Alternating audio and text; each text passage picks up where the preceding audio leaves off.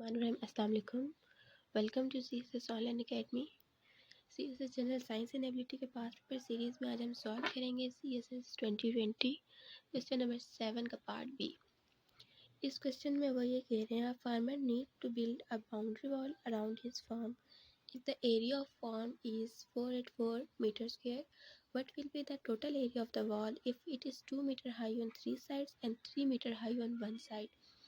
कि एक फार्मर है, ठीक है, उसने अपना जो फार्म है, ठीक है, उसके गेट बाउंड्री बनानी है, ठीक है, बाउंड्री वॉल बनानी है। उसका जो फार्म का एरिया है वो 484 मीटर स्क्वायर का है।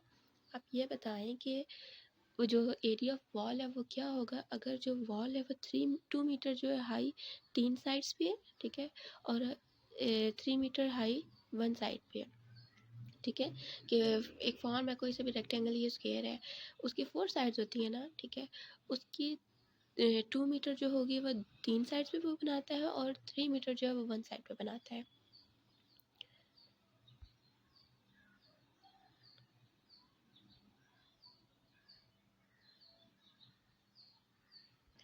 आप सपोज ये कर लें कि इस फिगर में ये जो ये बीच वाला एरिया है, ठीक है, ये एरिया ऑफ फॉर्म है 484 मीटर स्क्वायर का।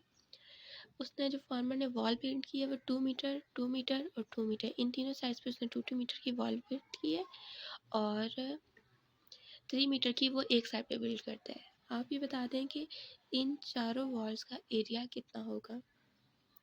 इसके लिए हम क्या करते हैं, सबसे पहले हमने डाटा लिख लिया कि एरिया ऑफ फॉर्म जो हमारे पास है वो 484 मीटर स्क्वायर का है, ठीक है। टोटल एरिया ऑफ वॉल हमने फाइंड करना, लेंथ ऑफ फॉर्म हमें पता नहीं है।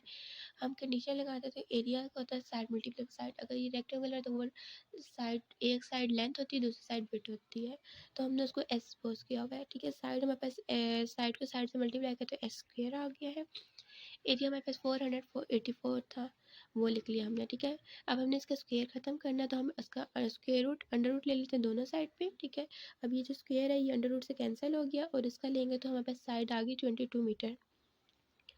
अब देखें, area of wall at is one side when the length of wall is equal to 2 metre. कि एरिया जो है लेंथ का एरिया जो होगा वो वॉल का क्या होगा जब उसकी लेंथ जो है वो 2 मीटर होगी और विड्थ देखें, अब हमने साइड निकाली है ना इस फॉर्म की, साइड और साइड, ठीक है, लेंथ और विड्थ।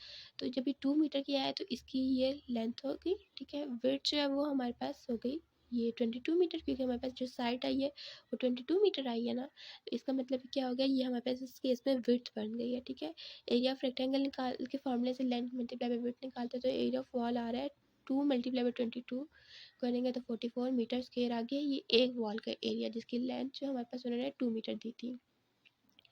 अब देखिए, उन्होंने ये कहा था area of one wall when length is 2 metre. एक जो एरिया था लेंथ का, एरिया था वॉल का, ठीक है, एक वॉल का, वो हमारे पास आ रहा है 44 मीटर। जब उसकी लेंथ जो है वो 2 मीटर है तो इन्होंने हमें ये कहा था कि 2 मीटर की उसके पास 3 वॉल्स हैं, ठीक है, 3 साइड्स पे उसने 2 मीटर की बनाई है। तो हम क्या करेंगे, एरिया ऑफ 3 वॉल्स, क्योंकि 3 वॉल्स उसने बनाई थी 2 मीटर की, तो हमने उसको किया तो 44 एक का एरिया था, उसको मल्टीप्लाई बाय 3 किया तो हमारे पास 132 मीटर स्क्वायर 3 वॉल्स का एरिया आ गया, ठीक है। अब उन्होंने हमें सेकेंड केस ये दिया था कि जो एक वॉल बचती है ना, 4 वॉल में से एक वॉल है वो हमारे पास 3 मीटर की है, ठीक है, हम इसमें वो लगा लेते हैं। लेंथ हमारे पास 3 मीटर है, जो विड्थ थी वो हमने 22 मीटर निकाली थी साइड से, तो हमने इन दोनों को मल्टीप्लाई किया तो हमारे पास एरिया ऑफ एक वॉल जिसकी 3 मीटर की लेंथ थी वो हमारे पास आ गया 66 मीटर। अब हमने टोटल एरिया निकालना है वॉल्स का, तो 3 वॉल्स 2 मीटर की और 1 मीटर एक वॉल जो है 3 मीटर की, इन तीनों के एरिया ऐड करते हैं तो हमारे पास आ जाएगा 198, ठीक है। 132 ये उन तीनों वॉल्स का एरिया और ये 66 जो है वो एक वॉल का एरिया जिसकी लेंथ हमारे पास 3 मीटर थी। 198 मीटर स्क्वायर जो है हमारे पास आंसर आ गया, total area of the wall, ठीक है। आंसर की हेडिंग द लिखें, the total area of the wall is 198 metre square when 2 meter high wall on 3 sides and 3 meter high on one side. Thank you.